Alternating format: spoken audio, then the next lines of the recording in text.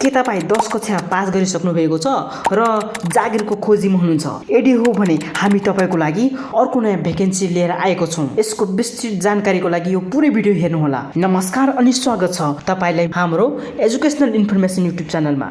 आज हामी लघुवित्त संस्थामा काम गर्न सक्ने इच्छुक व्यक्तिहरूको लागि यो भ्याकेन्सीको भिडियो लिएर आएको छौँ। यहाँ दिएको छ डिप्रेसन लघुवित्त वित्तीय संस्था लिमिटेडको तर्फबाट यो भ्याकेन्सी आएको हो। यो प्रकाशित मिति भनेको 2082 साल 3 महिना 2 गते रहेको छ।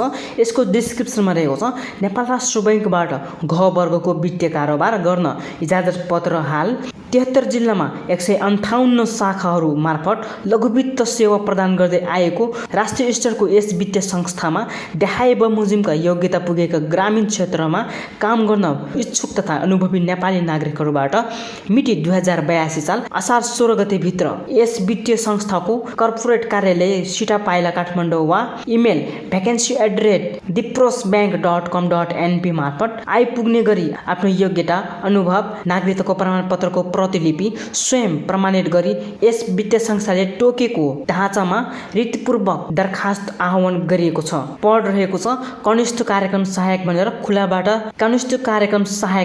खुल्लाबाट 40 जना माग गरिएको छ र श्रेणी रहेको छ सहायक भनेर र यसमा न्यूनतम योग्यता भनेको छ मान्यता प्राप्त शिक्षण संस्थाबाट बोर्डबाट न्यूनतम एसई वा सोस्रह परीक्षा उत्तीर्ण भएको हुनुपर्नेछ। नेपाल बाहिरको शैक्षिक संस्थाबाट उत्तीर्ण गरेको शैक्षिक योग्यताको प्रमाणपत्र भएमा समक्षता प्रमाणपत्र समेत पेश गर्नुपर्नेछ। 10-2 वा 16 उत्तीर्ण गरेका उम्मेदवारका लागि प्राथमिकता दिइनेछ। अनुभव भनेर भनेको छ अर्कोमा दरखास्त दिने अन्तिम मितिमा लघुवित्त संस्थामा लघुवित्त सञ्चालन सम्बन्धी न्यूनतम 6 महिना कार्य अनुभव भई कार्यरत गरिरहेको हुनुपर्नेछ। कम्प्युटर सम्बन्धी दक्ष, मोटरसाइकल चालक अनुमति पत्र प्राप्त भएका उम्मेदवारलाई प्राथमिकता दिइनेछ। परीक्षाको किसिम लिखित र अन्तर्वार्ता हुनेछ। दरखास्त दिने अन्तिम मितिमा 18 वर्ष पुरा भई 35 वर्ष ननागेको हुनुपर्नेछ र महिलाको हकमा 40 वर्ष ननागेको हुनुपर्नेछ। छनौट सूची भनेर भनेको छ रीतपूर्वक प्राप्त दरखास्तहरू मध्येबाट संस्थाले निर्धारण गरेको